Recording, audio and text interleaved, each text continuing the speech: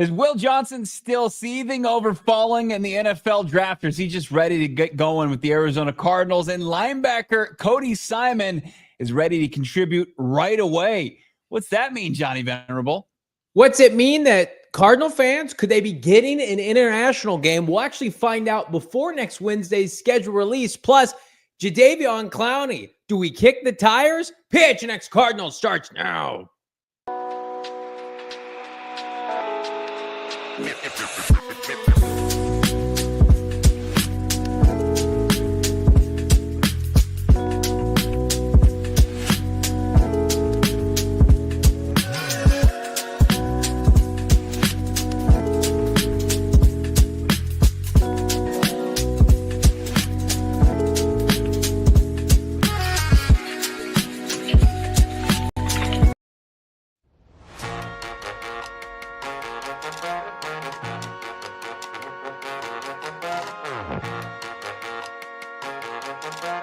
Hey, welcome in.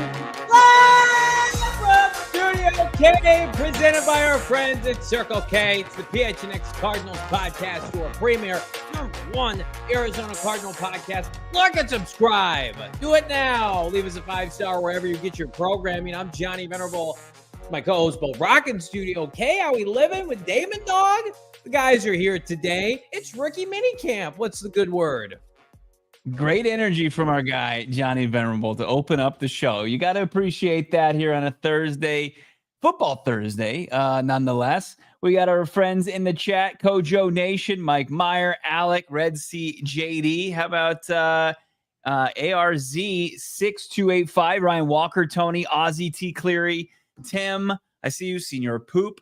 I hope you all are having a fantastic week so far. Let's wrap things up real strong here today and tomorrow, and go into the weekends riding the high. I mean, we got to meet with a couple key Cardinals rookies today. We heard from them, probably the most interesting beyond Walter Nolen out of this class. So Will Johnson, Cody Simon, and then we're going to get to see these guys take the field tomorrow in their first rookie minicamp practices. I'm fired up. Everybody in the chat, Mike saying, Johnny had some sugar. You bet your ass I did. I'm sugared up. Don't tell Jonathan Gannon I've spiked my insulin here to kick off the show. I'm going to do my best Brack today. I'm paying homage to my co-host today. Usually I drink my sick, sewage coffee. And today we're classing it up today, friends, for Brack. Wow, look at that. Is that some French bubbly water? Is that some Pellegrino? There are no free ads, but here in the off season, we are getting fancy boys here. And I thought we'd break out the good stuff, the high class stuff, as we welcome the Cardinals rookie class. There are no Capri Suns when you're welcoming a who's who of rookies: Walter Nolen, Will Johnson. I remember rookie minicamp of years prior, and it's a lot of, we're just respectfully slumming it, right? Guys I'm looking at on the Cardinals website, on Twitter, I'm like, can these guys play? Turned out large majority could not play. Will they stick around, right? For every Trey McBride, there was about 20 guys that we knew were not long for this franchise, were not long for this team. I don't have that feeling anymore. Pop the champagne. I'm going to go out on a limb right now. I saw them in a parking lot video. You saw them in person. Best rookie class of the last 5 years en route right now. This group right here. I love what I'm hearing right now. I also loved what I saw when I opened up the Twitter app today, and Mina Kimes is beating ESPN allegations, being a non-ball knower with the rest of her ESPN colleagues over there who had the Cardinals dropping 2 spots in their post-draft power ranking. But on Mina Kimes' fantastic podcast featuring Lenny, she's talking about how she thinks that the Arizona Cardinals definitively got better post-draft because of what they did during that 3-day period. Meanwhile, everybody else is like, no, worse. Knock them down. We've got to put the Bears up higher. So knock these Cardinals wherever they may fall. Bear down, Chicago Bears. I don't love this comment here. Let me pull this one here. What's Johnny's measurables on those hands? That bottle looks 6 feet long. It's a big bottle. It's a big bottle of Pellegrino. You're going to make us pull the Kenny Pickett meme? Damon might have to Pickett OTA's hands. That's what we just witnessed. Put him down. Damon, can I have that before the end of the show? You know exactly the side-by-side we're looking for. I promise I'm not Kenny Pickett. These are normal size hands. Come on. Leave us alone. All right, back to your regularly scheduled programming here. Bo is at rookie minicamp today. Before we jump into that and all the good stuff, our friends at Pro Football Focus, who do good work, Trevor Sickma and company, they study this stuff. They take this stuff seriously. They had a really nice article today prepared by their team, basically breaking down, Bo, what rookies were going to start, were on the cusp of starting, and then would probably be in the mix, right? And as you could imagine, the Cardinals had several players mentioned because, in large part, the Cardinals defense needed an infusion of talent. But defensively, they put together a list of rookies that are, they quote, are saying locks to start. Let's take a look at this group real quick. The locks to start defensively via PFF of this rookie class. Oh, well. There's Will Johnson, a quote lock as at pick 47. Now, I don't know if that says more about the Cardinals secondary or Will or both, but this was the blurb from PFF, similar to the offensive set of virtual locks. Of course, Cardinals basically punted on the offensive side. This group features several first-round picks along with 1 second-rounder, the only non-first rounder to start. According to PFF, Will Johnson has a serious chance to start right away. He joins the likes of, I don't know, Abdul Carter, Mason Graham, Michael Williams, Kenneth Grant, Jalen Walker, Jade Barron, James Pierce Jr., Malachi Starks, and Maxwell Hairston. So Will Johnson, the only non-first round pick predicted by PFF to start in 2025, Bo Brock. It's great value right there, right? Being able to find a starter in the second round while the rest of these teams are utilizing first round picks. No, I mean, that's what we've been kind of pounding the table for. And you're going to hear from Will Johnson and kind of where he is as far as this defensive scheme goes. But a little spoiler alert, he's very comfortable. He likes what he sees.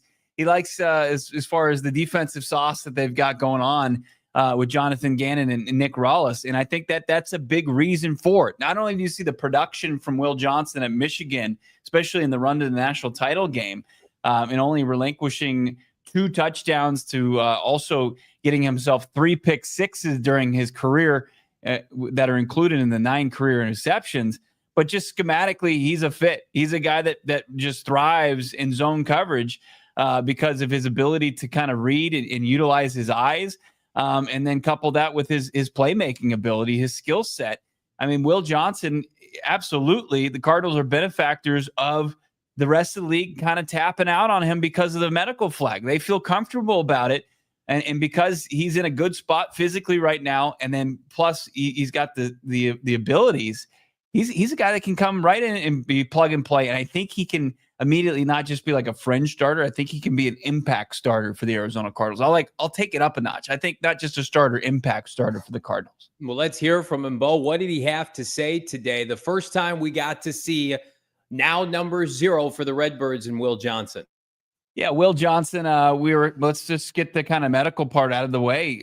Pretty short and sweet. Asked about the status of his knee. You said the knee? Yeah. It's all good. It's ready to go. I don't know how much you... Doesn't seem like he wanted to entertain too many questions about his knee. Also didn't have too much to say. Obviously, we saw the 9-minute behind the scenes of his kind of turbulent draft process there, where he was in the green room in Green Bay for the entirety of the first round and then ended up going back to Ann Arbor to watch day 2, where he was selected just about midway through the second round. And right there, like we talked about it, where he's saying he's finna put the league on notice. He's PO'd. Better. There we go. Arizona got a dog. But was he still kind of harboring those frustrations? Was he dwelling on it? Doesn't seem like it. Yeah, I think I've been able to move on. I mean, it's just motivation. So, yeah, like I said, I'm just happy to be here, happy to get to work, and I know it's going to be something special here, so I'm excited for it. They did finna get a dog. They got that dog, and he's got that dog in him. When you watch Not these the proper usage of that word. Gonna means gonna, Johnny. learning.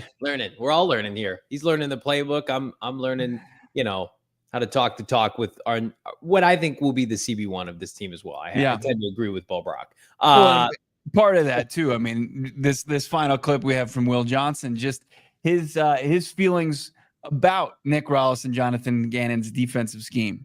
Super exciting. I mean, that scheme it's amazing. It's a cornerback's dream. So I'm excited to play in it. I'm excited to get comfortable with it, and just learn more about it. I've learned a good amount so far. So just continuing to learn and get comfortable in it and make a lot of plays. I love this stuff about that he trained here, he was hanging with Marv, and that he felt like when they had reached day 2 of the draft, like good chance he was going to be selected. Like he probably felt like the floor was pick 47 in the Arizona Cardinals. And I think I'm sure that he's got good people in his corner, good people in his camp, his agent. If I'm Will Johnson, if you can put aside the fact that you missed out on a little bit of money because you didn't go in the first round, it's cliche that you have not fallen in you couldn't have fallen in a better spot. You want to go, live in perpetuity in Cleveland and playing with that franchise, or you want to go right now to an uneasy situation with the Chicago Bears and these other franchises that don't have John Gannon coaching their team. Like I feel like go call Tyrann Mathieu with his situation once upon a time, and it's not the same by any stretch, but like he fell to the right situation, right? Yeah. Because he had Pat P here, and he had Bruce Arians, and he had Todd Bowles. Like you have Jonathan Gannon here. You've got an infrastructure of players that that you trust. Marvin Harrison Jr., the guys at Ohio State that he talked about tongue in cheek, Nick Rallis. Like this is like Will Johnson. If your need checks out, and we believe, he can be a big time player, you're going to make your millions and make your mark here. Like there's an open avenue that, with all due respect to Garrett Williams, who plays underneath, and our guy from the second round, Max Melton last year, there's an opening for an alpha number 1 corner, and you can grab that baton. Yeah, I mean, this is a guy I think if we could put back up the projected, starters day 1 according to Pro Football Focus, and him being the outlier here. All these guys first rounders where I think Will Johnson views himself, and very much deserves to, these being his peers. He should be amongst these guys as first round picks. So the fact that he did fall to 47, as much as he feels fortunate to be in a great situation with the Arizona Cardinals and the opportunity to start still being there, despite the team having a little bit of a lower pick and a little bit more of a roster filled with, especially at the secondary position, a spot. But I think he's going to wear that 47 kind of like a scarlet letter, gigantic chip on his shoulder. I do. Also, he probably looks at, let's look at that one more time. He probably looks at Maxwell, Hairston, respectfully, and Jade Barron. It's like, you guys can't play with me. You guys are not in my class. And they're not. Right. In terms of football prospects, turn on the tape, Will Johnson is in another tier than Jade Barron and Maxwell Hairston. Hairston. And again, those guys may turn out to be great players. I hope for their franchises they do. But we were talking about all of draft season, Will Johnson in the same category as Abdul Carter, Mason Graham, Michael Williams, Jalen Walker, and of course, our sweet baby Walter Nolen, which we're going to talk about here in a second. Like that's where he was consistently mocked with those players. Yeah. And then you look at these, not second tier prospects, but the next wave, and he wasn't even in that wave. He's in a wave with Luther Burden and those kind of players. I'm sure he's pissed off. I'm sure you could tell he's excited to be here. He's super respectful, but there's a chip with that young man. Yeah. I can't wait to watch him play. I mean, he's my most like outside of some of the free agents like Sweaty J, he is my most anticipated rookie to watch. And with all due respect to Walter Nolen, because of the chip and where he was supposed to go, it's high theater, high drama theater. Cinema, as the kids would say, right? I mean, yeah, no doubt about it. And yeah, he's going to be, has the potential to be a big time player for him. But, big takeaway that I got from today, just sitting feet from him, was there was also kind of he was buttoned up today. He's got his briefcase. He went to work today. He's like, now that like the pageantry of the NFL draft is over. Yep. And him getting to kind of pop off a little bit. Like he's putting that to bed now. He's buttoning it up. He's putting on his suit and tie, and he's going to work. Like he wouldn't even like kind of embellish why he was wearing 0, even though he said it like with a smirk. He's like, well, I wanted a single digit, and I'm just going to leave it at that. Because I don't think he wanted to kind of create any bulletin board material for the rest of the division or the Cardinals' opponents coming up. Like 0, could it mean like giving up 0 touchdowns next season, or whatever it may be, or the sense like, are you still mad about how you got drafted? He didn't want to give that Josh Rosen comment. Well, there were 9 mistakes that were made ahead of me. Were there, Josh? Then actually history tells us there weren't. Is that actually top 10 turned out to be very good, except for Josh Rosen. So I think he just didn't want to create that, and he understands, as this is his organization, creating those headlines, those sound bites, they're fun, but do they kind of factor into maybe or kind of inhibit your ability to perform at the highest level? And I think that's probably why he's approaching it more no nonsense after not having fun, but just taking his liberties post-draft. The only thing that is going to impact the perception of Will Johnson, who had his medicals dragged through the mud, for lack of a better term, during draft season, is his play on the field. That's the only thing. And he's smart enough. He got a big-time education in Michigan, like captain on that team, national champion. He knows, like, I can't come up here and say anything that's going to appease the people that I don't need gratification from, who didn't draft me. I'm here to prove why the Arizona Cardinals were right to take me at 47. Right. I'm going to be a pain in the ass for the other 31 franchises. They opt to pass on me multiple times, as you've outlined. Some of these teams with multiple picks, right? I think, would Cleveland have multiple picks ahead of the Arizona Cardinals? Three times they were on the clock, and they said, we're good. We'll take an off-ball linebacker. We'll take the second running back from Ohio State. Yeah. And listen, everybody's got their own set of issues. Cardinals have first world problems. How much rookie playing time for Will Johnson? How much rookie playing time for a couple of the other notables? Let's get back to PFF. So Will Johnson was not the only name listed on PFF today. In the next 2 tiers, there was like on the cusp of starting. Your whole day on PFF today? You're just sitting out there. Okay. All right. Listen, it's called interweaving storytelling, interweaving podcasting. This next tier, PFF rookies who could win a competition. Let's see the list, Damon, Dawg. Couple notables here. It is interesting. Walter Nolen's on this list.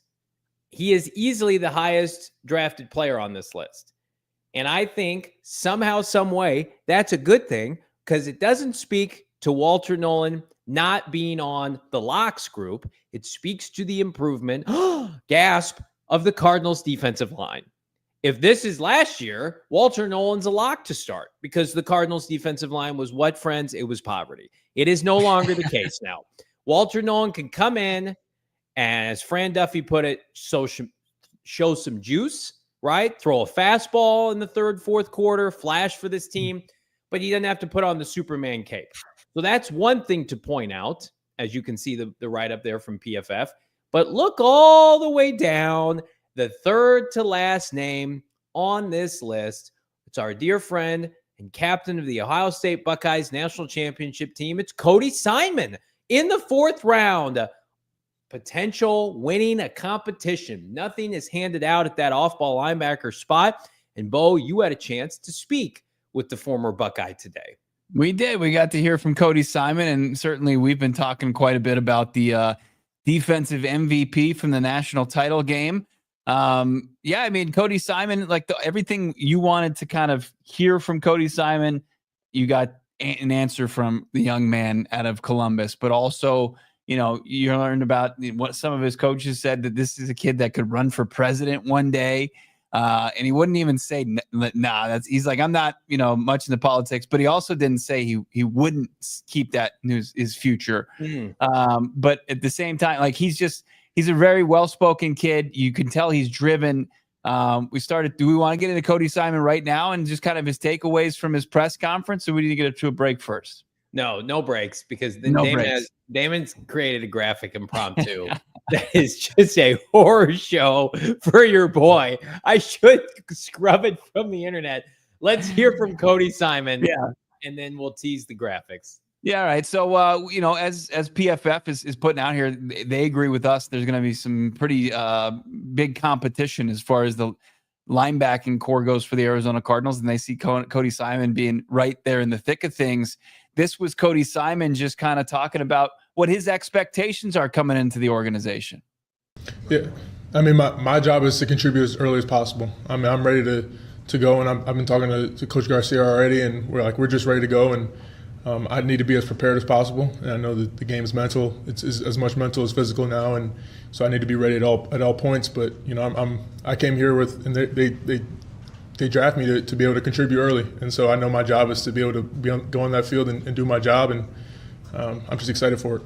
Well, I mean, I haven't formally heard that, but I mean, if they're taking you, there's a reasonable expectation that you should be able to come in and at least contribute in some form or fashion. I mean, special teams is a given, but I mean, I'm always trying to get on that field and make an impact wherever I go.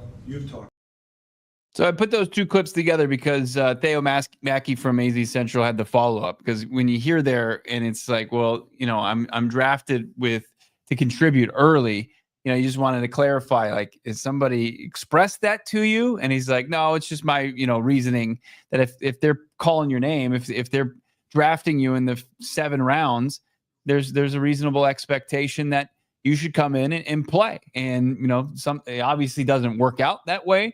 But according to Cody Simon, he's already got his idea as far as learning the playbook and speaking with his position coach and trying to put himself in the best position to outright win a competition. Well, they finally take players from big-time universities, and they don't come in here, and I'm going to say this with all due respect, with big-time loser mentality where, oh, yeah, I was a day 3 pick, time to put up my feet country club style, Cliff Kingsbury country club camp. No, it's like, hey, this guy was a national champion, captain, called the defense for Ohio State. You bet your ass he thinks that he's going to start and contribute. And look, he's super respectful up there. I'll do the talking for him. It's a big difference between drafting players from Panera Bread, Grambling State, with all due respect, with no expectations, that came in here and it was like, yeah, that guy signed in free agency. He'll take the reins, even though he can't play. And I have to watch him every Sunday. And this team can't develop anybody. That please be good, Cody Simon, because he's going to go in there and he's going to compete to win a job. We don't throw away draft picks anymore. Day 3 picks, we're not wiping our you-know-what with them anymore. They're going to come in and contribute. That is, this franchise went how many years? 13, 14 years? 12 years without drafting an Ohio State player. And insane. So many people are like, with this scheme fit. No. When you take the best players from the best university, there are expectations that come with those players. They change the perception of your team, your locker room, both sides of the football. And formerly, the last general manager couldn't comprehend that. But this GM, they can't stop drafting those players because, I don't know, they can have an imprint on your team on and off the field. Did anybody see the video of Paris Johnson Jr. embracing and hugging all the rookies? Did anybody see that today? Yeah. Met him in the parking lot. Well, we don't need those kind of players. So we're gonna draft players from the MAC. We're gonna draft players from 1AA football, and then guess what you get?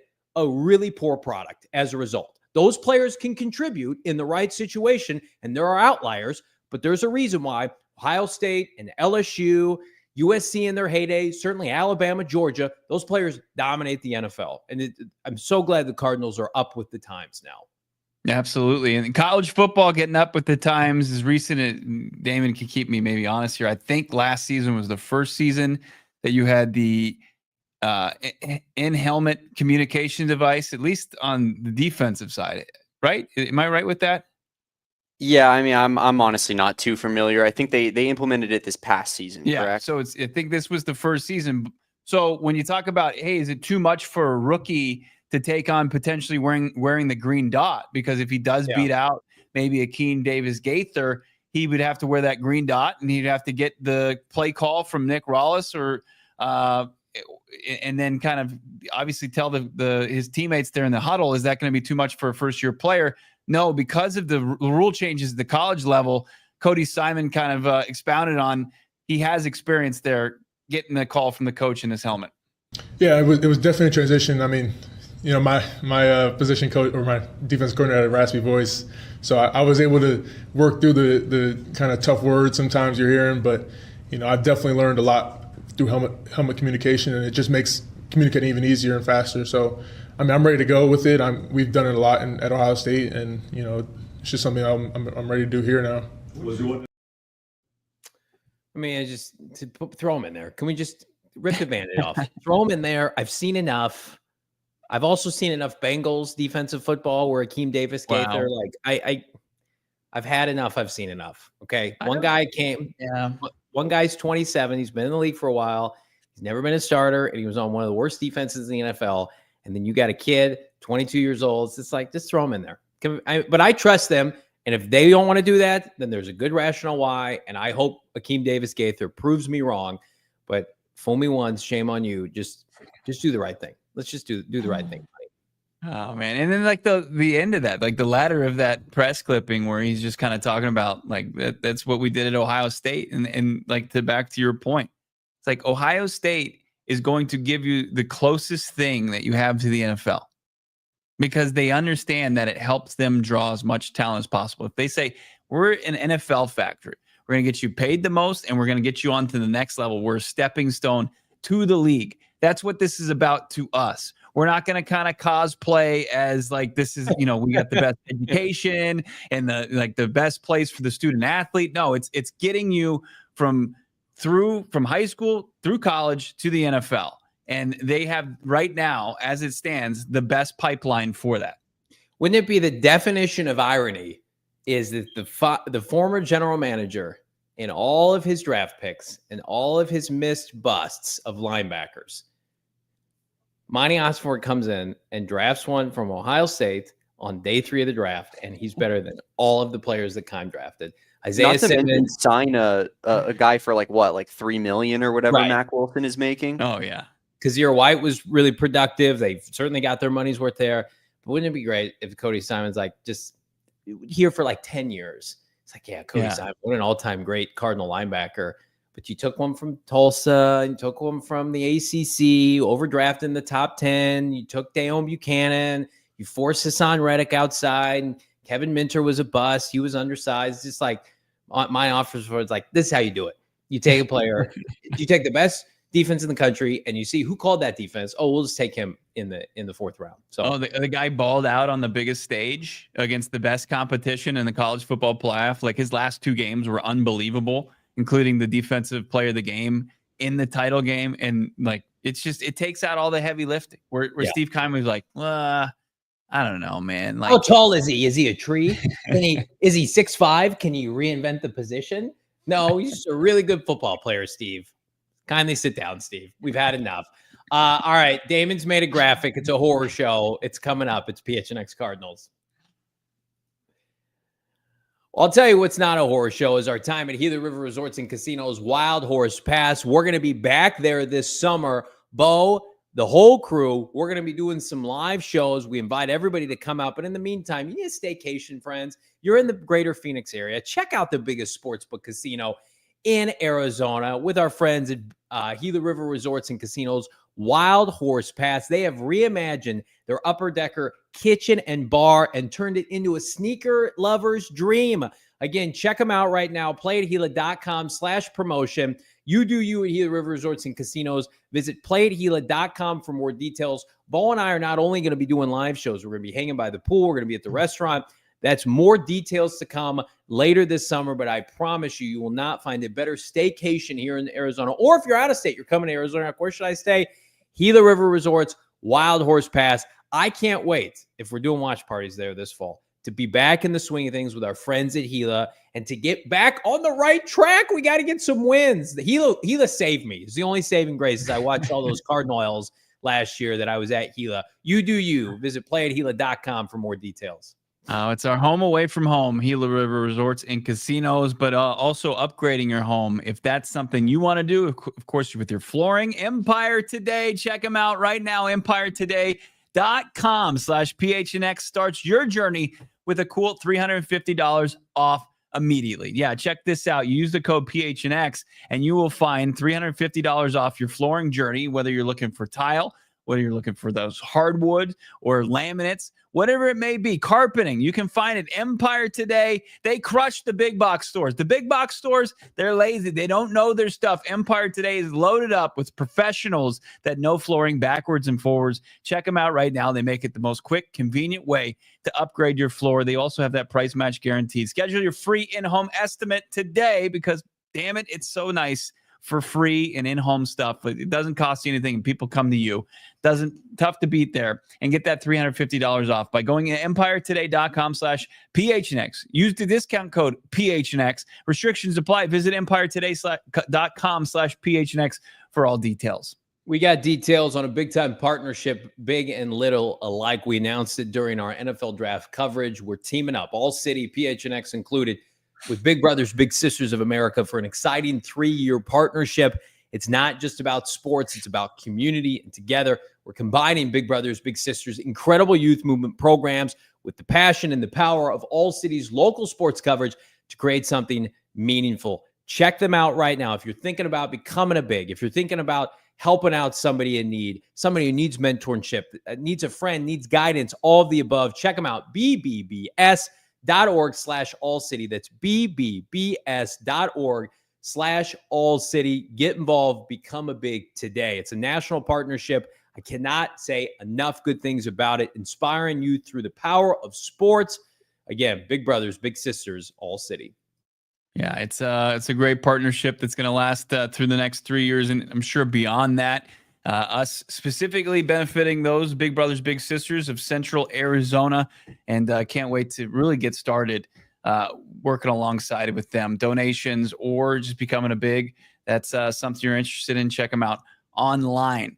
So we've got updates as far as some of the schedule that's coming out. I know we'll get into that, plus some of the international games conversation, but something came up earlier in the show that I thought we can't let the show go any further.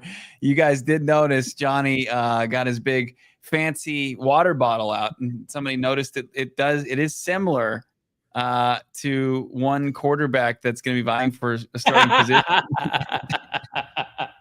Kenny Pickett in his baby hands. But who told him to get like the black fingered gloves? That is the worst idea because they just blend into the ball. They're like camouflage. So it looks like his hands are the white part of his gloves. So his hands look even smaller. Well, and then like the side, you guys doing me dirty here, but I'm a good sport. But the real photo, how Flacco, are we doing you dirty? That is an undoctored photo. Johnny, the real photo. You mean this one? Wait. What are you proposing? No, I wanted the yes, correct. But I'm also not an NFL quarterback. First of all, a horrific franchise drafted Kenny Pickett in the first round because they're like, look, this guy plays collegiately, locally. Let's take him in the 20s, Pittsburgh Steelers. Now the Cleveland Browns have signed him, and then there's this side-by-side picture with he and Joe Flacco. Flacco, who's certainly past his prime, but no doubt in his heyday, big, huge strong arm. Yeah. And his hands, quarterback size. Right. That's what you want. And he's got enormous hands. And so his hands it's the same football, and it's side by side. And the Browns tweeted this out. Yeah. Flacco's hands engulf the football. And we say it all the time because it's true. Like, let's see that picture of me and Kenny Pickett one more time. Johnny Venerable, professional podcaster, not NFL quarterback. You were not entrusting me to go win you games on Sunday. Thank the football gods. Look how small those hands are. Like, and here's what I'll say. I tell this story all the time. At training camp last year, we're with the media, we're on the field, we're doing content. A ball skips over to me during team, and I try to pick it up. You remember this story? And it's like sweaty, and I could not get a good grip on it. And I tried to like one hand pick it up, and I couldn't do it.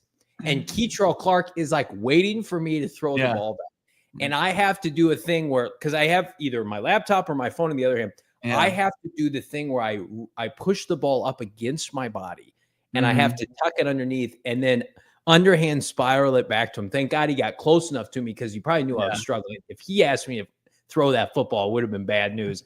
I could not palm the football, partially because it was sweaty. It is huge. Like if you're like an NFL football is really big, but even so, somebody took that man in the first round and said, you're going to be our franchise guy with those hands.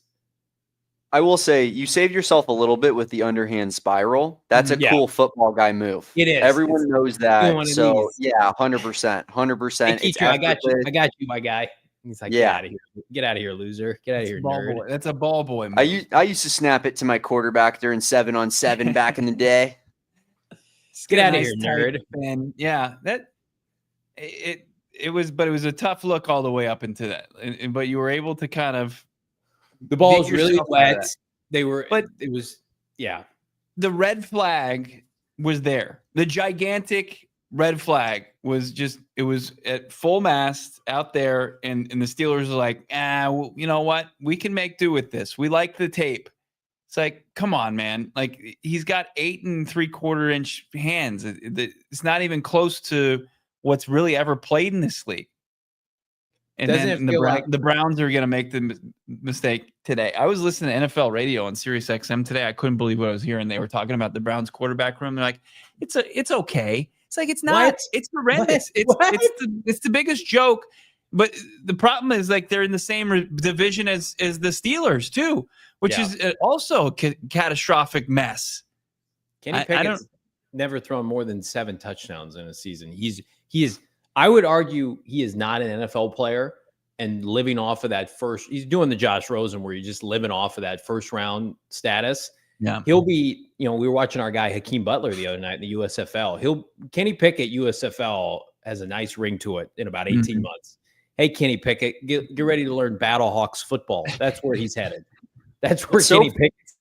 What's so funny to me about it, I think, is that you mentioned like the hometown hero aspect. That's why the Steelers picked him in the first round. It's entirely because of the Dan Marino side of things. Yes, like they're going back to 1983 and thinking, well, we let this Pittsburgh local product go when everybody said we should have taken him, and look how that one turned out. So instead, we're gonna draft the guy who plays probably the most opposite to Dan Marino you could possibly find. Well, that was Johnny's whole his whole argument for scat. It was like he wanted, because of the ghosts. He just couldn't get past it. And Terrell Suggs, bro. Yeah, Terrell Suggs. We took Brian and who was the other guy that they took? Johnson, the wide receiver, and Calvin Pace, bro. Oh, Calvin, sorry, yeah, same position. Brian Johnson, yeah, Brian Johnson and Calvin Pace. They're like, we don't want Terrell Suggs. We're gonna just water down our first round picks with some middling players. Pace was good with the Jets. Brian Johnson was a classic Cardinals bust at receiver. Could not play. San Antonio Brahmas next quarterback, Kenny Pickett. Yeah. Yep. No doubt about it. No doubt about it. All right. So we've had our fun. Let's, I'll put this. This is good. This is good stuff right here. I look very handsome with my hair. Browns nice uniform. Downfield, Johnny. Yeah. I'm looking at the camera. I'm too busy. I can't. I'm locked eyes to eyes with Damon here. And then quads are looking pretty good. For good measure. Here we go. That's hurtful, but we move on here. All right. So if you've been following this podcast for a minute, we have been jonesing for the NFL schedule release, in large part because the Cardinals are in contention, or so we think, for an international game. So this is what this podcast is prepared to tell you.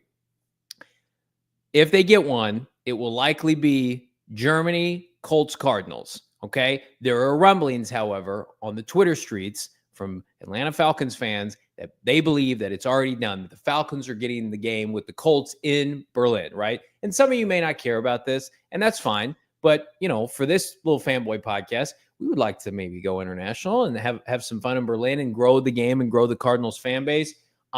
So there's nothing definitive yet, but the NFL did announce today, Bo, they're going to make these announcements for the international games before, I believe, next Wednesday. So we're going to know the Berlin announcement, I believe Tuesday morning.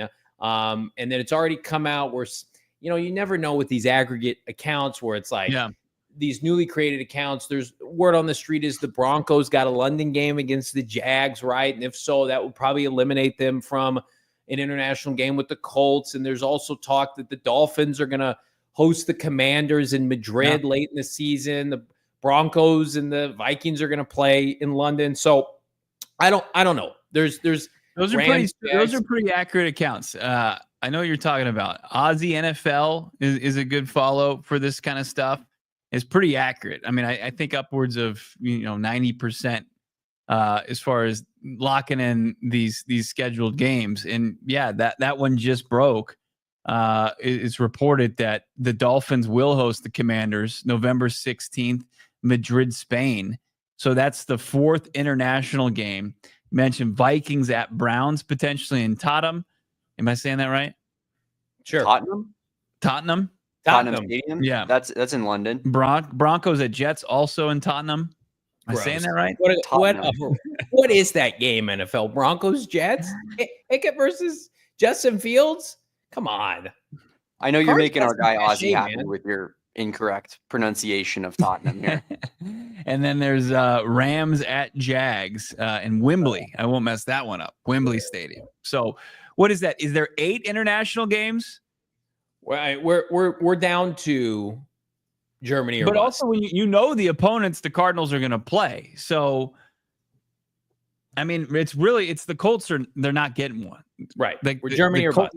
Yeah, because Cardinals aren't one of the teams that are set to host an international game, so it's got to be one of their opponents. And the only one that's left on the slate is Indianapolis. Yeah, there are Colts. Excuse me, there are fans of the Falcons that are saying that the Falcons have the marketing rights in Germany, so they overrode Denver and will face the Colts in Berlin. Now, Joe Blow Falcons fan on Twitter. Who knows if that's true or not? But we know that. Here's what I will tell you: that's 100% true. The Cardinals leadership team want an international game. They've let the league know this is something that we would embrace. We want to be able to grow our audience. We want to be able to grow our fan base. We want to get our players on a national stage, which I think the Cardinal players hopefully would support. The Cardinals would be very open and receptive to the Germany game. But who knows? I mean, is it asking too much with how much the league ignores them on a national scale for nationally televised games to just expect them to turn around and give them an overseas game? I don't know. I mean, unless you're the Jaguars who are poverty, but you're London's team by default based on your location and you have an agreement with the league. Like, it feels like to me, like if it's not Mexico City, they are looking the Cardinals and they're looking another way than Arizona. Like they have to earn it and then earn it again. Like they really have to continue to be buttoned up under the new regime. But there's still, the sins of their predecessors that the NFL is still skeptical. Like even when it was going well, even when it was Bruce Arians, right? They went out to the UK and they got absolutely boat raced by Sean McVay. Yeah, and they lost 33-0 that game in 2017 when Carson Palmer broke his arm. It was an international incident. I don't know, man. I don't get why Atlanta would be viewed as, a little bit better than the Cardinals. Why that it's a more, I guess, international accepted brand. I don't feel that way. I think you probably look at the fan bases and they're probably pretty equal. Like you have the potential of being Daniel Jones versus Michael Penix in that game, quarterback wise.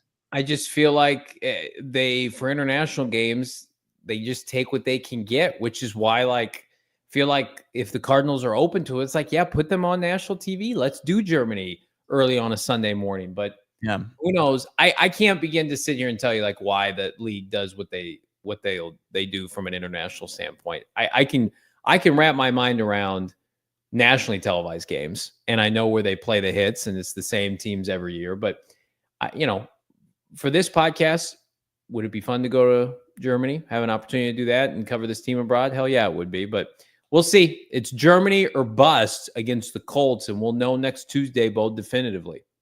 Yeah, and I guess the NFL rolled out a couple things today that the respective networks that I guess kind of host NFL games, whether it's Prime, or CBS, NBC, Fox, Netflix, they get to kind of roll out their own games, a couple of their key matchups. That starts Monday, right? So we'll start to kind of get a couple puzzle pieces for this NFL 2025 schedule puzzle between now and Wednesday. It's gonna be fun. We've been pretty accurate. We've been pretty close the last 2 years. 2 years ago, we nailed it. We got every single game before it went official. I don't know how we did that. But with sauces, with some sauces? Yeah. We got all those dialed in, and a little luck. Probably because this is the premier Arizona Cardinals podcast. I've heard that. Moving from schedule to free agency, up next, Jadaveon Clowney. Any interest? Any takers? Plus your super chats. It's PHNX Cardinals. Got to tell you all about Pure Edibles. If you haven't heard us talk about Pure Edibles before, let me fill you in about the great home state company that creates unbelievable cannabis-infused gummies you can check out. They're not covered in sugar like all their competitors. Pure is a full-fledged candy company offering gummies, kicks that are like Starbursts. Of course, they've got the caramels that are the chews, and then the hard candies. And you can't make the mistake of maybe popping one when it was too much. You can find right there on the 10, the effects that are clearly listed, so you know exactly what effects to expect. And that includes, looking for gummies for sleep support, as well as candies with uplifting effects derived from unique cannabinoids such as CBN, CBG, and CBD with marijuana derived from THC. Check them out. Created out there up the I-17 in Flagstaff, but now they call Phoenix home. Welcome to the big leagues. Pure gummies are designed to be ripped, bit in half, making them easily shareable and easy to dial in that exact dose. It's great for hanging out with friends. It's great for getting that sleep support you're looking for, helping you get to sleep and stay asleep. Go find yourself some Pure edible products from one of the 130 dispensaries across Arizona. It's easy to find one. It feels like they're on every corner. One of 130. You can find them. That's all you need. Pure edibles. Smash a like on this video. Smash a like for our presenting sponsors, our friends at Circle K. Join the Inner Circle for free by downloading the Circle K app today. So easy to sign up. All you got to do is have an email, a phone number, and you're ready to rock and roll to get those deals. Save 25 cents per gallon on your first 5 fill-ups. Save 3 cents per gallon every single day. Again, tons of exclusive deals, discounts, original candies, snacks, and more. And thirst, it's met its match. The heat is back here in Arizona. Cool off with a 79-cent Polar Pop or Froster. Join the Inner Circle for free by downloading the Circle K app today. Terms and conditions apply at participating locations. Visit CircleK.com, Bo, for more details. Hit that like button. Become a diehard, D-I-E, hard at GoPHNX.com. You want to read all the exclusive content from our guy Fran Duffy, Gerald Bourget, and more. Plus, you get a free piece of merch, T-shirt from the merchandise locker. Everybody's asking about the Sweaty J and the boys T-shirt. Listen, we're working on it. We are working on Sweaty J, but in the meantime, go grab one of our other phenomenal tees like our MHJ 18 collection. We've got a couple just regular PHNX tees for PHNX Cardinals, but we'll have some new gear as we get closer to the season. Let us know what you want to see. Here's what I want to see right now. I want to see this team be in a position where they don't have to add a player the caliber of Jadaveon Clowney this late in the offseason. And guess what, Bo? I think we've reached that point. If this was last year, the year before, Jadaveon Clowney's been available, we were jonesing for him. Yeah. Give me JC all day long, right? A player, by the way, that was taken number 1 overall, never had a double-digit sack season, right? Closest he's had 9.5 sacks, I think 2 years ago. Productive player, right? I think the name is certainly bigger than the production, but he's been in the league for 10 plus years. And I can say with confidence now, as much as I don't love Baron Browning, Jadaveon Clowney, it's like that Colin Cowherd meme. Hey, LeBron, we're good here. We've got Ben Simmons. Hey, Jadaveon Clowney, we're good here. We've got Josh Sweat and Baron Browning and Jordan Birch, and et cetera. So we're playing in a different wheelhouse. It's a good thing. So Clowney, don't clown us. See you later. Yeah, we'll see. What his market, how it materializes. It's always a strange now annual offseason tradition with Jadaveon Clowney becoming available, and then he kind of does his free agent tour, and he's got his different teams that are kicking the tires on him, and like he went kind of close to home in Carolina, where he played college ball in Columbia at South Carolina. And then, you've got Baltimore that might want to take a chance on him again. And it's all the usual suspects. And it's fine. Like if Jadaveon Clowney doesn't sign with some team before, training camp ends and the Cardinals suffer another catastrophic injury to their pass rush, then pick up the phone and call Jadaveon Clowney. But I don't think even him and his representation would look at this and say, hey, there's an opportunity for Clowney to go in there and parlay this into another deal for him. Because that's all. This is just a business for Clowney now. He's just trying to continue to max out his salary at this point in this stage in his career. Yeah, I mean, I like Ozzy saying Jordan Birch, baby. I do think like that's. I mean, he's Clowney light, and he's never played an NFL down of football, but like. What is Clowney known for? Just like power, run, occasional sack. Like the Cardinals, I still contend like don't have a traditional speed rusher on their roster. I think the closest would have been BJ Ojulari, and hopefully he can come back from that. But like Birch is set up like a young, cheap Clowney-esque type of player, not the caliber, not the prospect. And I think Sweat on the outside, on the other side, both guys are tremendous against the run, and in their best years are probably going to get you 8 to 12 sacks, which is more than fine. It's certainly more than fine for the Arizona Cardinals. They don't have that speed to power to speed, Hassan Reddick, length, Chandler Jones, like they did once upon a time, and those guys are unicorns, right? Especially Chandler Jones. So to me, it doesn't feel like a match for this franchise. I think they have been very selective on the free agents they brought in on the defensive line. They weren't as desperate as they were a year ago. Like they let this market play out where they get Sweat, the bell of the ball edge rusher. Then they wait a couple days, and then Dalvin Tomlinson becomes available. And then they wait 2 weeks, and they get Calais Campbell. They outbid a couple teams. Miami was left hanging out to dry. It's a big reason why Miami took Kenneth Grant in the first round. So I do feel like the Arizona Cardinals right now are in a unique spot to just say, you know what? Our roster is in a really good shape. We'll call you. We'll let you know, Asante Samuel Jr. or whomever, if we need to reach out. But we're good now. Yeah, and it's not an indictment on Jadaveon Clowney. I think he's a sound pass rusher still at this stage in his career. I think he does everything pretty well. Like he's good, creating pressure and wreaking havoc against the opposing offensive line, getting the opposing quarterback kind of on the run. And then there's also he can slow down an opposing run game too. Like he's good, and I think in every area that you want him to be. It's just he's 32 years old, and is he somebody that you want to kind of create some sort of hurdle for your young pass rushers to have to go over just to get maybe incrementally better at the position in a very short, like it's going to be a 1-year deal. Like, nobody's signing Jadaveon Clowney to a 2-year deal. I mean, Carolina was one and done with him.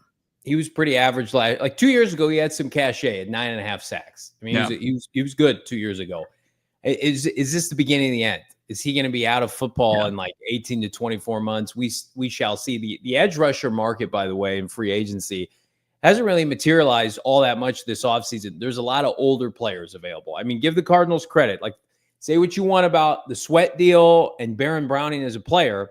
They are going with – somebody messaged me the other day about Keenan Allen. I think this reigns true with Keenan Allen, a lot of these veterans that are available. I think the Cardinals with this regime, Bo, and you can correct me if I'm wrong, like they would rather roll the dice on youth and athleticism and then work through some experience issues. I think that's a good reason why Cody Simon is available. I think Calais is a special circumstance given that he played here, how his play last year. Calais Campbell's not going to block anybody, right? Locker room guy. But for the most part, it's like, would you rather have Keenan Allen or would you rather try Greg Dortch or Xavier Weaver? I think they would rather go the opposite. Would you rather have Jadaveon Clowney or see what your third-round pick from Oregon could do? They are going to go on that side. And listen, it will burn them on some players. Some players, and we've seen it, are not going to be able to play. Some players like B.J. Ojulari are going to go down, and they're going to be in a tough spot. They've built enough depth on this roster. It's not all good depth, but depth enough where it's like they go 4 to 5 deep at pass rusher on the edge now. They've got options, and that's something you couldn't say about this team really at any point, pre Chandler Jones and Hassan Reddick, right? Or post Chandler Jones and Hassan Reddick. Now you have at least options, versatile players, diverse players. And if it's not Zaven Collins playing a complementary role the other side to Josh Sweat or Baron Browning, and man, it would be such huge revelation for this team if a guy like B.J. Ojulari popped after adding all this other talent. Like it would just, he would, like, you wouldn't want to create some sort of barrier between B.J. Ojulari potentially popping and playing Jadaveon Clowney, 40% of the snaps. Yeah. Can B.J. Ojulari be like his brother, who Azeez Ojulari had some juice in his contract year? Can he be Hassan Reddick, in his final contract year with the Arizona Cardinals? We'll see. I'm getting a lot of heat in the chat. People are saying a lot about a Prius. Look, you're not going anywhere near that Prius. I don't own a Prius, but you guys are fun. This is what the offseason is for. A lot of people say I have a lift kit on my Prius. I've got a solar panel on my Prius. I wear penny loafers, and getting into a Prius with penny loafers. Why is this Jadaveon Clowney conversation turned into roast Johnny Venerable? It's not even like an accurate roast. It's just like this parody of Johnny Venerable that we are just roasting right now. Here's one. Johnny, need a ladder for that smoke detector. We're having smoke detector issues at my house. Give me a break. Big crack in the back. Oh, did somebody hear the chirp? Yeah, somebody heard the smoke detector in the back that's been going off every 2 minutes. We're gonna edit that out. Don't tell my general manager. I'm working on that. I do have a ladder. I have a big boy ladder, and I don't need anybody to spot me on it. Drop a like on this video for your boys' smoke detectors. Jumping into some super chats. For Chubb, $2. This sounds tremendous. $2 meatball sub with an ice cold Pellegrino for game day, Bo. How about it? That's an elite setup right there. Tough to beat. There he is. Yeah. Just sipping it down. Just sipping down a nice Pellegrino with the soundtrack of your smoke detector going off in the background. There you go. That's tough to beat. Keep us going. How about our guy? Is this Milan? There we go. Yeah. Milan. There we go. I grew up. I watched, Disney. I know what Milan looks like. How about Cody's comment about staying at OU, dog mentality? Yeah, playing at Ohio State. He said, never thought about hitting the portal. I wanted to stay there and carve out a role for myself. Guy's just a winner, a gamer, loves ball, right? Mm-hmm. But ball, like, there are players on the Cardinals, 100% of them, they all love ball, right? Then there's a group of guys that have to call the defense, that play Gannon's babies, right? Whether it's off-ball linebacker, safety corner, the back seven, when he holds those guys to a different set of standards. Yeah. Same with quarterback, I would include, but it's like you want to play those positions where Gannon made his hay. As a defensive coordinator, a position coach, he played safety collegiately. It's like you got to be obsessed with football. And look who they extended Budda Baker. They drafted Taylor Demerson. They drafted Cody Simon, right? Max Melton, Will Johnson. All these players love football. You can't be scrub dirt Isaiah Simmons coming here 1 foot in, 1 foot out the door. Speaking of penny loafers, right? Guess what happened to Isaiah Simmons 20 minutes in with Jonathan Gannon? Goodbye. Low. Goodbye. Out. Yeah. We caught Go to that New low. York. Go be a celebrity in New York, Isaiah. See you later. Don't look at the chat, Johnny. Just don't. Doesn't bother for me. your own good. I don't know what's going on. This might be a compliment right here. How about that? Moped kind of guy. Johnny drives on a booster seat. Johnny has a Prius with fuzzy dice. Johnny might need gloves to fix his smoke detector. That's probably the best. You know what's funniest about this, Bo, is before the show, I think Bo and I both envisioned this being the case today because of the smoke detector, but it happened in a way that was completely organic, that wasn't the smoke detector, but now has incorporated that aspect of it I mean, this is brutal out here. Yeah, it is. These streets. Johnny needs to go into hiding after this. No, this I love it. Here. Listen, here's what I will say. People can call BS on this. It is not. That last one's outrageous. Here's what I'll tell you. If you want to get into content creation and podcasting and you don't have thick skin, brother or sister, you ain't going to make it, right? You got to be in a position where you get take some heat because nobody's untouchable, right? You should hear the things Bo, Damon, and I say about people off air in this market. All right. Johnny's got an armadillo shell, my man. He can take it. He can take it just as much as he can dish it. You guys are crushing it, by the way. I wouldn't dish it out if I couldn't take it, but here's what I'm going to dish out. Overtime, PHNX Cardinals. Meow, meow, meow. Here we go. 400 people watching live, supposedly donating to our donation for my smoke alarm battery. So we'll get to that one here in a second.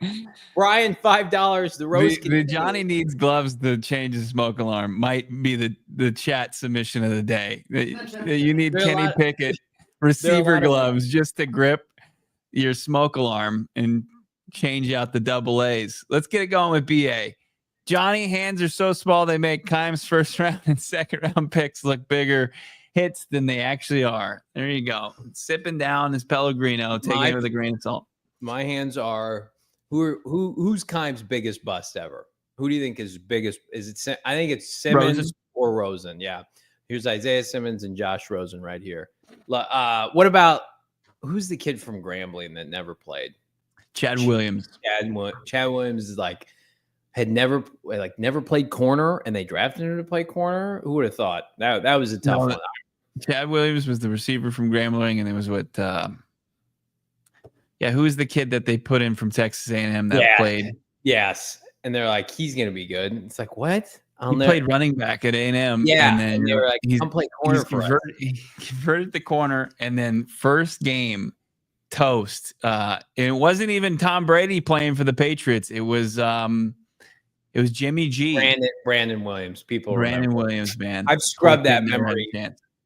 Chad Williams and Brandon Williams in back-to-back years, fireable offenses. And the guy you were talking about, Dorian Johnson, was a fourth round pick at a Pitt. Didn't even make the team out of camp. They straight up cut a fourth round pick. Bye. Whoops. Remember the one receiver he drafted that is I can't even play. I've been concussed so many times. Oh yeah, the kid from A&M. Yeah, the Ryan white Swope, guy from him. Aaron Van Buren, right on it. Nailed it. Time. Get away from this franchise. Get away. Josh, $5. Any word on if Birch Bowl will be a tweener, edge rusher, outside linebacker, or a defensive end like Darius? In his press conference, Monti exclusively called him an outside linebacker, and if he is, whose job is he going after? I love it. That's a great question, Josh. Yeah, I think he's going to probably work out with the outside linebackers. That's going to be his position group, and then he'll be able to cross-train, maybe give some multiple looks on the defensive front, jump on the D-line. Has the size, but I think he's got the athleticism. We haven't talked to Birch as the rookies start to come in. Maybe we'll get an opportunity after the rookie practice tomorrow. We talked to two guys today. Keaton Crawford had some travel issues. We were supposed to talk to him, but maybe we'll talk to Crawford and hopefully a guy like Birch and hopefully Walter Nolen, but we'll see. We'll get our first view of him and we'll be able to tell you which position coach he's working out with tomorrow at the very least. Big crack in the back. Battery donation for Johnny's smoke detector. Thank you. $2. It's the first time I'm changing them in this new house. And I just, they're the same. They're usually the same. It's here's the problem is I took one down that I thought was the issue, and then I put it in the garage, and then the beeping came from another one. I don't know if they're on a sequence or they're linked together. I guess it's a big ball of yarn I'm trying to figure out. Pray for your boy. Reezy Baby, $2. Blue Collar Johnny lasted one day. That's right. Blue Collar Johnny pour one out, and now Bougie Johnny is here with the Pellegrino. And an elite rookie. I don't want to say this is not blue collar rookie class. This is high end rookie class. This is like a rookie class that you go and is going to be an expensive day, and you just throw the credit card down. That's what this rookie class represents. Greg Zabel would have been. You have somebody you can call. You have somebody that you trust, maybe close. They can come fix your and swap out your batteries on your smoke alarm. I got it. There's a lot of belief in this household. I'm going to get the job done. Reezy baby, $2. JV is blue collar as Derek Zoolander in the mines. Mining for vibes out there in my tank top. Keeping it going. Docs XD smoke alarm fund. Man, this thing is you're gonna never run short on batteries ever again with this smoke alarm fund. You guys are taking care of me. I appreciate it.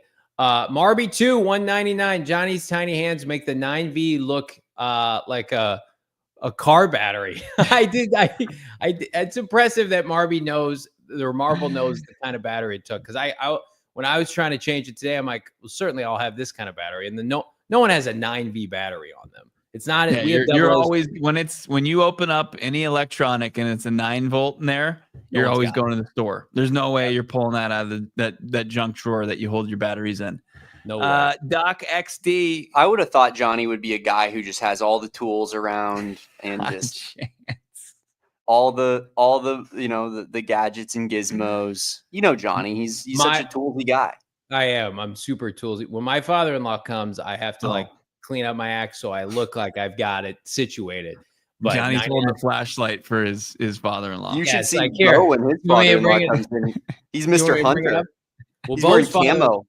Bo's father-in-law, part of Bo's, people don't know this. I don't know if I can share this or not. Part of Bo's family, on his wife's side, built the sail barge where Jabba the Hutt in Return of the Jedi was. And it's the only reason I still do this podcast to this day, hoping that someday I can see remnants of the sail barge that they didn't build it. They have pieces of it.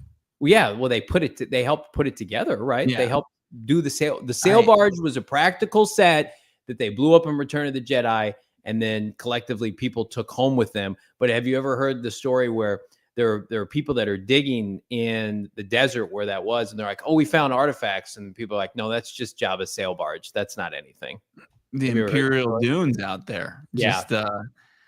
You might want to check it out. Maybe get to know your state a little bit. Doc XD paying for Bo to change JV's battery for him. That's probably more like it. When does your father-in-law come back in town? TBD, not soon enough. Yeah. Then that's not. Then we're not going to get that thing fixed until he gets into town. Well, two reasons why that wouldn't work, Doc XD. I have, shameless plug. I have pretty tall ceilings in my house. No big deal. And then also, Bo does not come out to the East Valley. He's an exclusive Phoenix snob. He never comes to the East Valley to see me or Damon. I actually moved the grill for you that you probably just junked immediately. Yeah, we gave that away. All the stuff you helped me move, none of it's still here.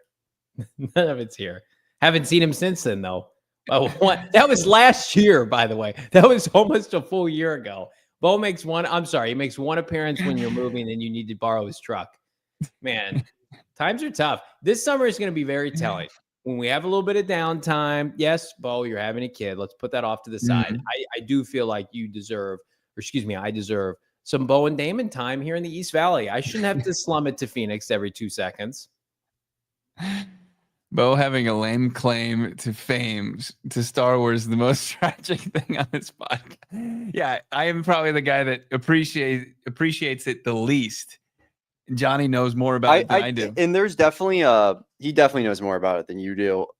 There's definitely like the hierarchy on these rankings. Like I'm not even remotely close to Johnny in terms of caring about this. This means everything to Johnny. Yeah. It's like being a Nepo baby, but you don't take advantage and you don't respect your parents' fame. It's like you're Chet Hanks right now. You're Tom Hanks' son, Chet Hanks, with regard to Star Wars acumen and knowing the rich history of the practical effects that here's what I do know is that the barge, am I calling it right again? Correct. Yes. The barge. It has this is why I'm not in so much on Star Wars, because there is the infamous screen capture of the most brutal. Is it a kick that isn't even close to landing? And that Luke is supposed to be taking on some guys. Yeah. And he knocks this guy down and you screen cap it. And he's a full body length away from the guy. So I'm out on it. Practical effects really worked well there. Okay. Well, in all fairness, they didn't have the technology now to slow things down like they do now. And they certainly would have caught that. if this was 1983, you had this technology. But sorry, everything can't be. Sometimes there's even a smudge on a few Picassos out there. It's you not really all, hurt his feelings. It's not. It can't all be winners here, right? Just leave some of the mystery out. Maybe throw that movie on tonight for your son, and just let the magic take hold. That's a great film. I like the commitment to the bit for Big Crack in the back, just periodically dropping a chirp in the chat. I'll do my best to get this corrected tomorrow. In the meantime, like Johnny's, this video. Johnny's Chet Hanks. Tony doesn't know that there's a less talented second son from Tom Hanks. It's not Colin Hanks. It's Chet Hanks. Chet Venerable.